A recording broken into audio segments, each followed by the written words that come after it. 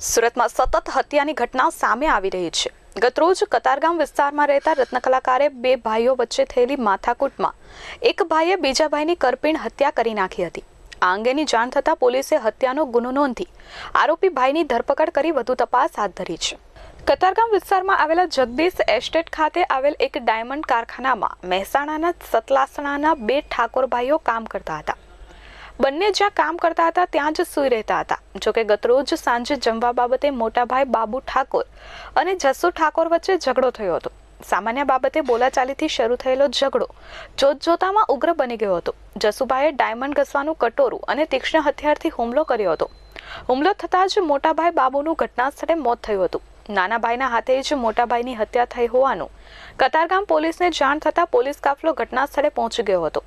સમગ્ર બનાવવાળી જગ્યાએ પહોંચીને પોલીસે પંચનામું કરીને ગુનો દાખલ કરી તપાસ હાથ ધરી છે।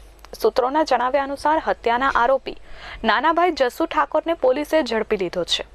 ગોતાલાવાડી લાલ બિલ્ડિંગ વિસ્તારમાં હત્યાનો બનાવ બનેલ છે, જે અનુસંધાને સગા બે ભાઈઓ વચ્ચે જમવાની બાબતમાં બોલાચાલી થતાં ધકમૂકનો માર મારેલ છે અને એક એના પોતાના સગા ભાઈની હત્યા કરવામાં આવેલ છે, જેમાં બે આરોપીઓને ડિટેન કરવામાં આવેલ છે। Shobhana Gelani, S24 news, Surat.